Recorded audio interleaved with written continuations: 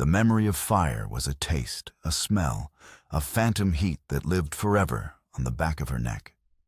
5 years ago at 17, Rebecca Hartwell had learned the world's true language was not spoken in words, but in the splintering of wood and the shriek of dying dreams. She huddled in the root cellar, the damp earth cool against her cheek, a stark contrast to the inferno consuming her home above. Through a crack between the heavy cellar doors, the night was a flickering tapestry of orange and red, a hellish dawn that had arrived hours too soon. The air grew thick, choked with the sweet, sickening scent of burning pine.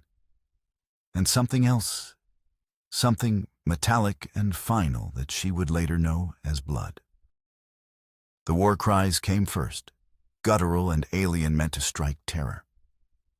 But beneath them, a more terrible sound emerged, the familiar voices of her parents, first in defiance, then in pain.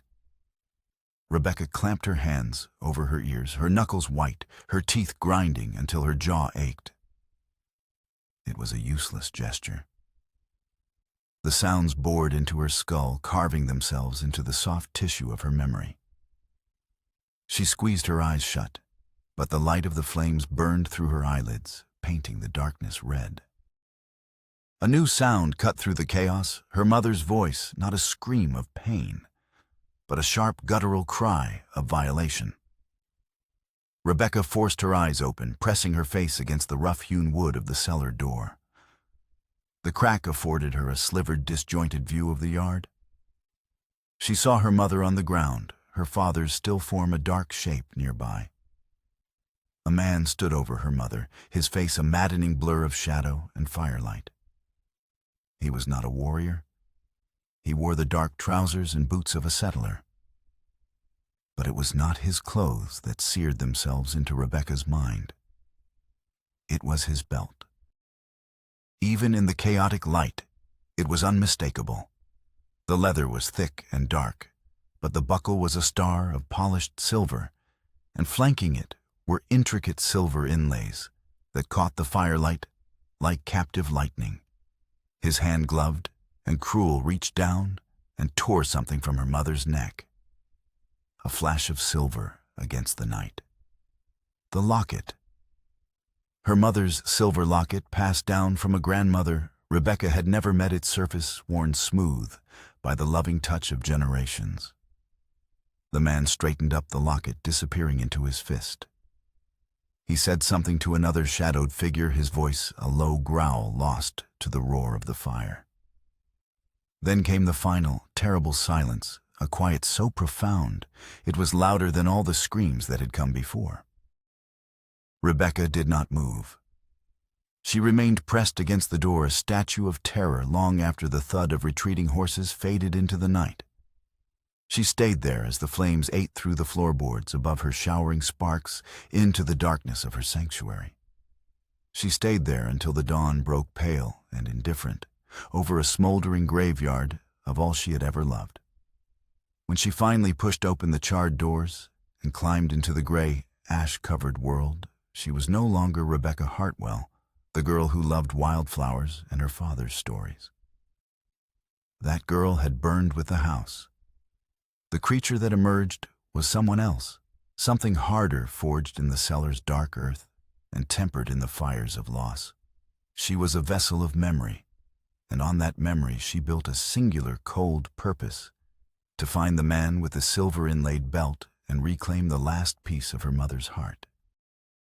5 years later, the sun over the Arizona territory was a merciless hammer beating down on the scorched red sand until it glowed like embers. The woman who rode into the dusty, desperate town of Redemption Gulch called herself Hart. The name was an echo of what she had lost, clipped and hard, like the woman herself. Her face, framed by sun-bleached hair tucked under a worn hat, was a mask of cold resolve, her blue eyes narrowed against the glare, missing nothing. She was no longer a girl cowering in a cellar. Her hands, resting on the reins of her weary gelding, were calloused and capable. Tucked into her skirt was the butt of a Colt Peacemaker, its metal warm against her skin, a constant and comforting weight. For 5 years she had drifted through the West, taking odd jobs, listening in saloons, learning the art of the bounty hunter. She tracked men for money, but her true quarry was a ghost, a description whispered in boom towns and desolate outposts, a man of authority with a distinctive silver-inlaid gun belt. The trail had been cold for years, a series of dead ends and false leads. Then, a month ago, in a cantina in Sonora, a drunken ex-deputy had spoken of a sheriff in a godforsaken town called Redemption Gulch, a man who ruled with an iron fist and wore a gun belt that shone like a fallen constellation. And so she had come. Redemption Gulch clung to life by a thread of muddy water, a collection of sun-bleached storefronts that leaned against each other for support as if exhausted by the sheer effort of existing. The skeletal arms of saguaro cacti reached for a bleached white sky, silent witnesses to the town's slow decay. The taste of alkali dust was on her tongue, gritty and bitter. This was the end of the world, a place where secrets came to be buried. She dismounted in front of the sheriff's office, the only building in town with a fresh coat of whitewash. She looped the reins around the hitching post, her movements economical and precise. Every nerve in her body was alight, humming with a 5-year-old current of hatred and anticipation. She pushed open the door, the jingle of a small bell above it, sounding unnaturally loud in the oppressive silence. The man behind the desk looked up his chair, groaning in protest. He was tall, broad-shouldered, with a silver-streaked beard, and eyes the color of faded denim. He wore the star of a lawman pinned to his vest, and around his waist, cinched over a plaid shirt, was the belt. The silver buckle was a cruel star in the dim light of the office. The intricate inlays gleamed, each one a separate, agonizing memory. It was him. 5 years of searching, of cold nights and empty trails, had led her to this man, this town, this moment.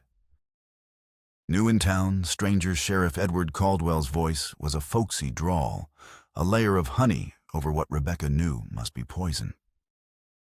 Rebecca kept her face neutral, her voice a low rasp. Looking for work. Heard you keep the peace here. Caldwell leaned back, his eyes crinkling at the corners in a parody of a smile. He appraised her slowly, from the dust on her boots to the tension in her shoulders. We have our ways. What kind of work? The kind that pays. She said, her gaze unwavering. She let her hand drift near the butt of her Colt, a subtle gesture he would understand. He chuckled, a low rumble in his chest. Everyone's looking for the kind that pays. Not much of that to be had in Redemption Gulch unless you're willing to get your hands dirty. My hands are already dirty, Sheriff. Her directness seemed to please him. He stood the leather of his gun belt creaking like a promise. He was even taller than she'd imagined, a mountain of a man who used his size to intimidate. Name's Edward Caldwell. I am the law in this town. You cause trouble, you answer to me. You stay honest, we'll get along just fine. Hart, she said, offering nothing more. Well, Hart, he said, the name sounding foreign on his tongue. The saloon owner's been looking for someone to keep the peace at his tables. A woman with your disposition might be just the thing to discourage cheaters. Pays $2 a night plus a bottle. It was perfect. A position inside the town's hub where she could watch, listen, and wait for the right moment to unearth the truth he had buried 5 years ago. I'll take it. Good. He nodded, a king granting a favor. He walked to the door and looked out at the sun-blasted street. Just one piece of advice, Hart. This town's got long memories. Best you don't go digging where you're not wanted. The warning was casual, but the threat beneath it was as sharp and cold as a knife's edge. Rebecca watched him, her heart a cold, heavy stone in her chest. Oh, I'll be digging, Sheriff, she thought. I'll dig until I find the bones of every lie you've ever told. and then I'll bury you with them." Rebecca took a room above the general store, a small stuffy space that smelled of dust and dried herbs. She unpacked methodically her few possessions, a testament to a life lived on the move, a change of clothes, a whetstone, a tattered volume of Shakespeare, and her father's pocket watch. The watch no longer worked, its hands frozen at the exact moment the fire had claimed him. But she wound it every night, a ritual of remembrance. Last, she unwrapped the oilcloth that protected her Colt cleaning and loading it with a practiced, almost reverent precision. The weight of the gun in her hand was the only real comfort she had known for 5 years. Her job at the Redemption Saloon began that night. The saloon was the town's beating heart, a noisy, smoky place filled with prospectors, ranch hands, and drifters, all seeking to drown their failures or toast their fleeting successes in cheap whiskey. Rebecca's role was simple: to watch the card games and ensure they stayed honest. She moved through the room like a ghost, her presence a silent warning. The men, initially dismissive of a female guard, soon learned to respect the cold authority in her eyes and the easy way her hand rested near her gun. She spoke little, observed everything, and filed away the intricate social web of the town. It was there she first met Jedediah, a grizzled old prospector with eyes that had seen too many winters and a beard stained yellow with tobacco juice. He was a town fixture, a man who seemed to have sprung from the desert soil itself. He sat alone at a corner table, nursing a beer, watching Rebecca with a disconcerting intensity. One evening, after she had calmly disarmed a card cheat and thrown him out into the street, Jedediah beckoned her over. "You got a familiar look about you, girl," he said, his voice a gravelly whisper. "Got your pa's eyes, I reckon." Rebecca tensed. "I don't know what you're talking about." Jedediah spat a stream of tobacco juice into a nearby spittoon. "Don't you Hart ain't your name? It's Hartwell. I knew your pa James. Traded with him. A hard man, but fair. Mostly." The word hung in the air between them. Mostly. "You're mistaken," Rebecca said, her voice tight. "Am I?" The old man's gaze was shrewd. "This town's got long memories, girl. Longer than you think. The fight between your pa and old man Caldwell cast a shadow that ain't never left this gulch." The name struck her like a physical blow. Caldwell. The sheriff. His pa Jedediah clarified. "Marcus Caldwell. Owned the biggest spread in this territory till he didn't. Your pa was a smart businessman. Some might say too smart. You be careful, Rebecca Hartwell. You're stirring up ghosts better left to sleep." He took a long drink of his beer, his warning delivered. His words rattled her.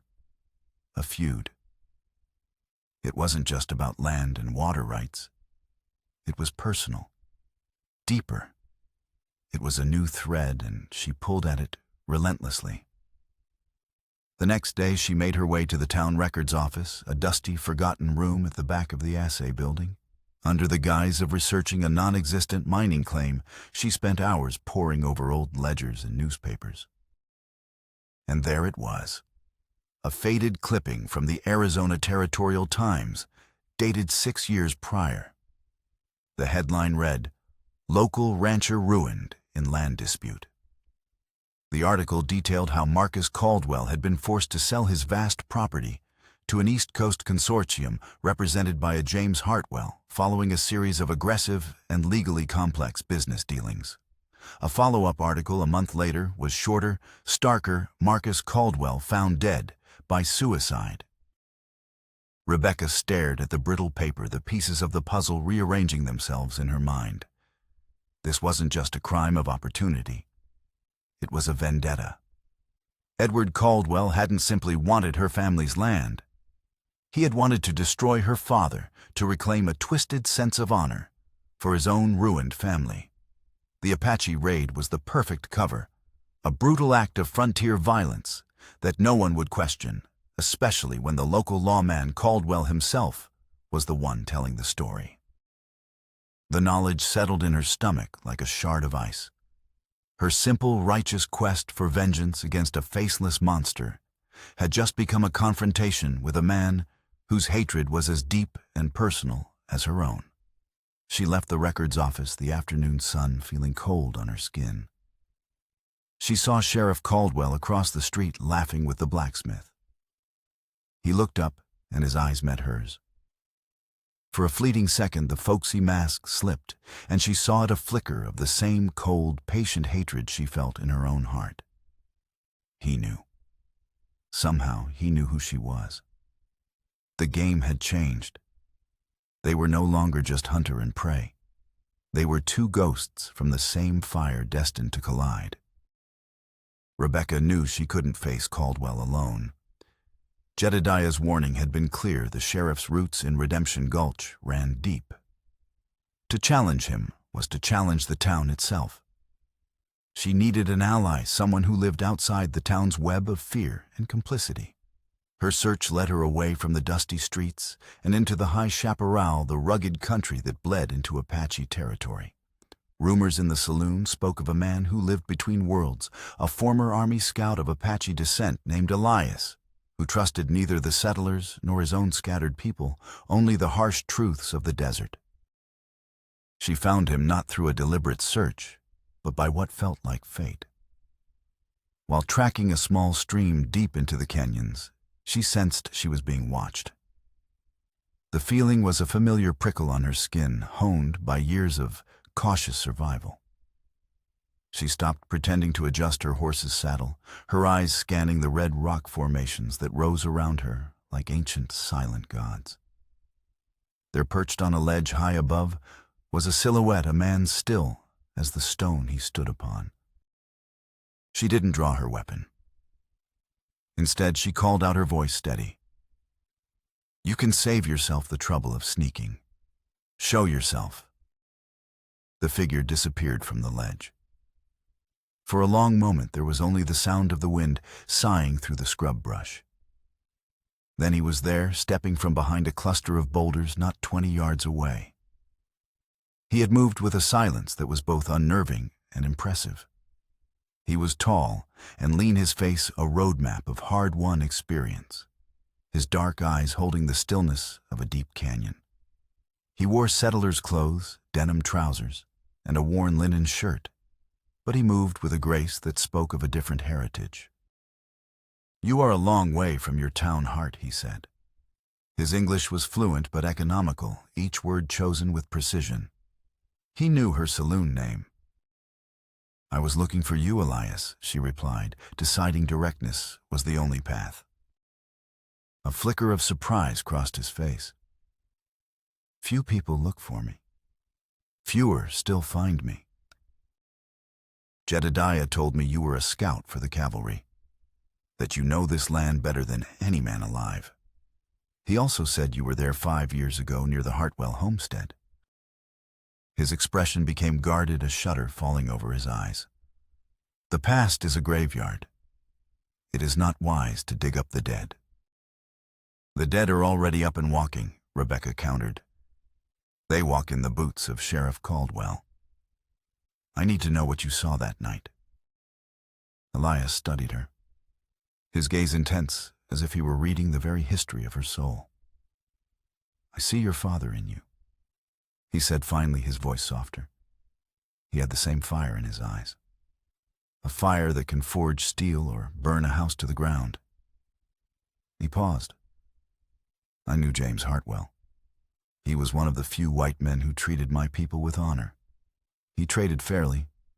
He shared his well when ours ran dry. I owed him a debt." "Then help me settle it," Rebecca pressed. "Caldwell killed my family and blamed the Apache. I know it. But I need proof." "Proof is a white man's word," Elias said, a hint of bitterness in his tone. "Truth is what you see with your own eyes, what you feel in the earth beneath your feet. The night of the fire, I was scouting a day's ride east. When I heard the news of an Apache raid, I came to see for myself. The story the army was told did not sit right with me. What did you find? Rebecca's heart pounded against her ribs. Tracks, he said simply. The warriors who attacked your home rode shod horses wearing heavy cavalry boots. Our people ride unshod ponies. Our moccasins leave a different story in the dust. The arrows found in the barn were fletched with crow feathers, a deliberate insult, but the arrowheads were new steel traded at the fort. The war cries the survivors in the valley reported. They were wrong. The words were Apache, but the accent was that of a white man who had heard them but never truly spoken them. Every word was a confirmation, another nail in Caldwell's coffin. You knew this. Why didn't you tell the army? A sad smile touched Elias's lips. And who would they believe? A sheriff with a silver star or an Apache scout they no longer trusted?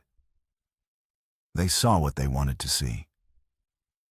A convenient reason to push my people further into the mountains. He turned his gaze toward the distant, hazy line of the horizon where Redemption Gulch lay. Caldwell is a dangerous man. He has woven his lies into the fabric of that town. To pull one thread is to risk unraveling it all, with you caught in the middle. I'm already in the middle. Rebecca said, her voice hard as flint. I have been for 5 years. Will you help me? Elias was silent for a long time, the wind whipping a strand of dark hair across his face. Your father sheltered me once, when I was wounded at great risk to himself. Honor demands the debt be paid. I will not fight your fight for you, Rebecca Hartwell. But I will help you find the truth you seek. He gestured for her to follow him. Come, let us go back to the graveyard and see what the ghosts have to say. They rode together to the ruins of her family's homestead. The journey was a silent one, a pilgrimage into the heart of Rebecca's pain. When they crested the final rise and the valley opened up below them, she had to stop, her breath catching in her throat. The land had begun to heal itself. Wild grasses and yellow wildflowers now grew where her mother's garden had been. The skeletal stone foundation of the house was a tombstone, the only monument to the life that had been stolen there. Elias gave her space, watching from a distance as she walked numbly through the ghosts of her past. She ran her fingers over the charred wood of the root cellar doors, the rough texture a connection to the terrified girl she had been. With Elias's help, she began to see the scene not through the fractured lens of memory, but with the cool, analytical eye of an investigator. Elias moved through the ruins with a scout's practiced gaze, his eyes missing nothing. He knelt by the remains of the barn, sifting through the dirt and ash. Here, he said, his voice low. He held up a small, misshapen piece of metal. A bullet flattened by impact. He scraped away the grime. And here, he pointed to the base of the slug. Rebecca leaned closer and saw it a tiny stamped letter C. Colt, she breathed. Caldwell and his deputies all carry Colt peacemakers. The Winchester rifle is the Apache's weapon of choice, Elias confirmed. Easier to acquire, easier to maintain. He stood and walked toward what was left of the main house. He stopped near the front porch, his eyes fixed on the ground. He bent down and carefully brushed away a layer of soil that had accumulated over the years, revealing a dark circular stain on a flat piece of foundation stone. And this, he said grimly, oil from a lantern, deliberately poured and ignited. A professional job. This fire was not the chaotic work of a raiding party. It was a planned execution. The evidence was damning, but it was still circumstantial. It was her word and the word of an Apache scout against a respected sheriff. As they prepared to leave the Valley of Ghosts, Rebecca felt a new weight settle upon her. It was one thing to harbor a secret hatred. It was another to know the full calculated treachery of her family's murder and feel powerless to prove it. He will not be exposed by tracks and bullets alone, Elias said, as if reading her mind. A man like Caldwell, who builds his life on a lie, will have fortified it with paper and ink. Deeds, witness statements, false reports. The proof you need is not in this soil. It is in his town. Back in Redemption Gulch, the air felt thicker, more menacing. Every friendly nod from a townsperson felt like a deception, every watchful glance a threat. Caldwell's presence loomed over the town, a shadow she could feel even when he was out of sight. He made a point of visiting the saloon more often, sitting at a table in the back, nursing a single whiskey and watching her. His eyes held a predatory stillness, a silent challenge. He was waiting for her to make a move. Jedediah, sensing the escalating tension, sought her out again. He found her behind the general store, practicing her draw firing at tin cans lined up on a fence post. "You're getting faster," he observed, his voice startling her. "But speed won't save you if the whole town is aiming at your back." He looked around nervously, then lowered his voice. "I told you about Marcus Caldwell's suicide. What I didn't tell you is how he did it. Hanged himself from the rafters of the barn he used to own. The same barn your father converted into his main stable. Edward found him. Just a boy then. They say it changed him. Filled him with a poison that never went away. The image was horrifying, a boy finding his father's body in a place that represented all they had lost. It didn't excuse Caldwell's actions, but it explained the depth of his rage. He thinks my father drove his to it." Rebecca said, the pieces clicking into place. "Your pa was a ruthless man and business, girl. He played by the rules, but they were his rules. He bought up Marcus's debt, leveraged him into a corner, and squeezed until there was nothing left. It was legal, but it wasn't right." Jedediah shook his head sadly. "There ain't enough water in this desert to wash away that much bad blood." His story propelled Rebecca back to the records office.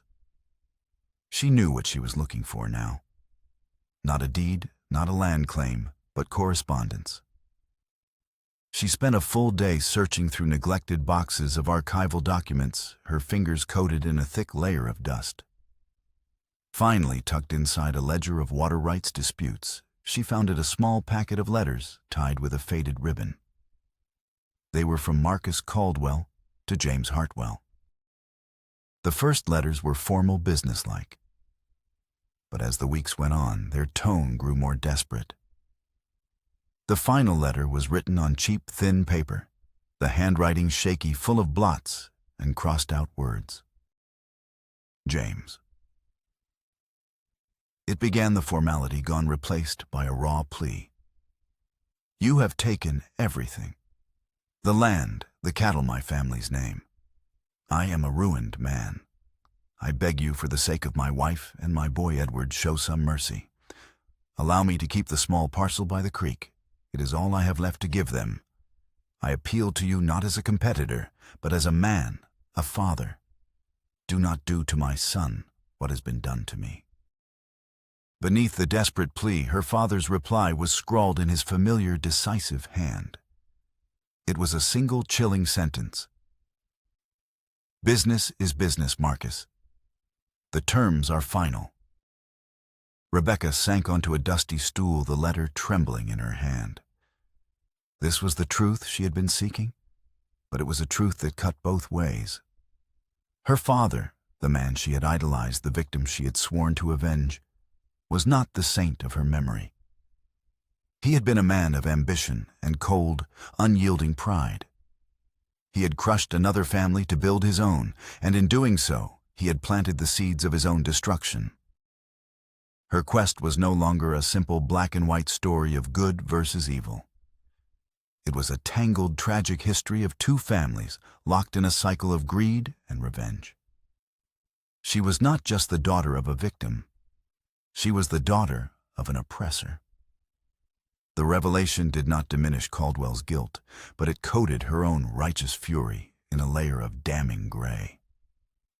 She walked out into the blinding sunlight of Redemption Gulch, no longer just a hunter seeking vengeance, but the inheritor of a debt written in blood. The scales of justice she sought were far more complicated than she had ever imagined. The knowledge changed her. The fire of her hatred, which had burned with a clean, white-hot intensity, now smoldered with a thick, choking smoke of a moral ambiguity. She saw her father's face in her mind, not as the smiling, loving man of her childhood, but as the cold-eyed businessman who had penned that final, merciless reply. She saw Edward Caldwell, not just as a monster, but as a boy whose grief had curdled into a lifelong obsession. Caldwell sensed the shift in her. The subtle game of cat and mouse they had been playing escalated. He began to apply pressure, a slow, methodical tightening of a noose. He had one of his deputies question her about her past, her reasons for coming to Redemption Gulch. He arranged for the saloon owner to cut her pay, citing fabricated complaints from patrons. Small, petty aggressions designed to unnerve her, to force her hand. Rebecca met his pressure with an icy calm she did not feel. She knew she was running out of time. The letters and the newspaper clippings were not enough. She needed something that directly tied Caldwell to the fire, to the murders. Something he would have kept a trophy or a final piece of incriminating evidence. Elias, sensing the danger, began to shadow the town from the surrounding hills. He would leave her signs, a particular arrangement of stones near the town well, a hawk's feather left on her windowsill to let her know he was watching, to communicate without words. The breaking point came unexpectedly. Jedediah, his loyalty to the memory of Rebecca's father warring with his fear of the sheriff, disappeared. He hadn't been seen at the saloon for 2 days. A cold dread settled in Rebecca's gut. She went to his small shack at the edge of town. The door was ajar, the inside ransacked. A half-eaten meal sat on the table, flies buzzing around it. Jedediah was gone. Tucked into the frame of the door was a folded piece of paper. It was addressed to Hart. The message inside was simple and chilling. The old man talks too much. If you want to see him alive again, meet me at the abandoned silver mine north of the canyon. Come alone. The storm that's coming will wash away all our secrets. She looked to the north. The sky was a bruised purple-gray, the clouds boiling over the mountains. A storm was indeed coming, one of the violent summer monsoons that could turn the desert landscape into a raging torrent in minutes. It was a trap. Caldwell was luring her out of town to a place where her death could be explained away as a tragic accident, another victim of the flash floods that plagued the old mines. But she had no choice. Jedediah had put himself at risk for her, and she would not abandon him. She went back to her room and prepared. She checked her Colt, loading every chamber. She slipped a long skinning knife into her boot. On her windowsill, she found a single black crow's feather. Elias knew he would be there. She rode out of Redemption Gulch as the first drops of rain began to fall fat and heavy, kicking up puffs of dust from the street. The wind rose howling like a hungry wolf, carrying the scent of rain and ozone. The sky grew darker, the world shrinking to the path ahead and the looming skeletal structure of the abandoned silver mine's headframe. This was where it would end, in the dark, wet earth surrounded by the ghosts of 2 families. The storm broke with the fury of a vengeful god as Rebecca reached the mine. Rain came down in blinding sheets, and lightning ripped across the sky, illuminating the desolate landscape in stark, epileptic flashes. Thunder cracked directly overhead, a physical blow that vibrated through the ground.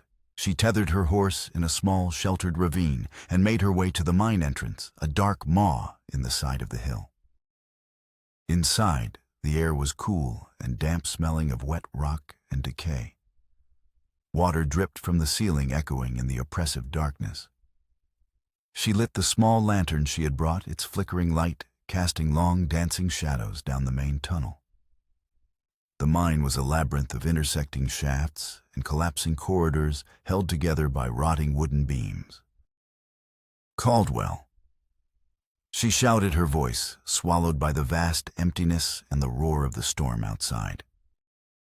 His voice came from deeper within, bouncing off the rock walls. I knew you'd come. You have your father's pride. It'll be the death of you, just as it was for him. A flash of lightning illuminated a side tunnel, and for a split second she saw him. He was standing 50 yards away, holding a rifle. Beside him, bound to a support beam, was Jedediah, his face bruised and his eyes wide with fear. Let him go, Caldwell, Rebecca said, raising her lantern to her face so he could see her. This is between us. It's always been between us, Rebecca, he sneered, using her real name for the first time. From the moment your father signed the papers that put a rope around my father's neck. He took a step forward, the lantern light glinting off the silver on his belt. And then she saw it. Hanging from a loop on the belt, gleaming in the unsteady light, was her mother's silver locket. The sight of it broke through her fear, her caution crystallizing everything into a single point of pure, incandescent rage. You son of a bitch. I took this so I would never forget what your family owed mine, he said, his voice rising to a shout over a peal of thunder. Every day I've worn it. I've remembered what justice feels like. From the darkness behind Caldwell, a shape detached itself from the shadows. Elias. He moved with impossible silence, a phantom of the deep earth. But before he could strike, a groaning sound echoed from above. The torrential rain was weakening the mine's structure. Dirt and pebbles rained down from the ceiling. The distraction was all Caldwell needed. He spun and fired his rifle, the shot deafening in the enclosed space. Elias cried out and stumbled back, clutching his shoulder. Caldwell turned the rifle back toward Rebecca. Now it ends. Rebecca dove for cover behind a rusted ore cart as he fired again, the bullet ricocheting off the metal with a high-pitched scream. The mine shuddered, a deep, guttural groan that seemed to come from the very heart of the mountain. A torrent of muddy water, the beginning of a flash flood, began to pour down the main shaft from an unseen breach above. The fight became a desperate three-way struggle for survival. Rebecca returned fire, using the lightning flashes to aim the explosions of her Colt, a counterpoint to the thunder. Elias, wounded, but not out of the fight, used his knife to cut Jedediah free, pushing the old man toward a higher, hopefully safer side tunnel. The water was rising fast, swirling around their ankles, then their knees. It was cold, thick with mud and debris.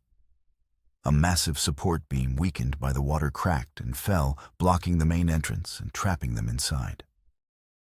Rebecca was out of bullets. Caldwell was advancing on her, his face a mask of triumphant fury. Your father died in fire, he roared over the din of the collapsing mine. You'll die in water and dirt. It's balance, this is balance. He lunged for her, but the ground beneath them gave way. They tumbled down a short, steep shaft, landing hard in a lower tunnel as rocks and water cascaded down after them. The lantern was extinguished, plunging them into absolute darkness. Rebecca scrambled away, her hands searching for a weapon, a rock, anything. Her fingers closed around a splintered piece of timber. She could hear his heavy breathing nearby. He was hurt too. A flash of lightning through a ventilation shaft high above gave her a momentary image of his location. He was on his feet, staggering toward her. She swung the timber with all the strength she had left. It connected with his head with a sickening thud. He grunted and fell to his knees. She scrambled on top of him, her hands going for his throat for the locket. He fought back, his powerful hands closing around her wrists. As they struggled in the rising water, his grip on her wrist loosened as he reached for the knife in his boot. But she was faster. Her own hand found the knife she'd tucked away. With a final desperate sob of rage and grief, she drove the blade into his side. He gasped a wet rattling sound. His body went limp. The flood waters surged, pulling them apart. She saw his face one last time in another flash of lightning, his eyes wide with surprise, the folksy mask gone, revealing only the ruined boy he had always been. The water swept his body away into the darkness of the mine.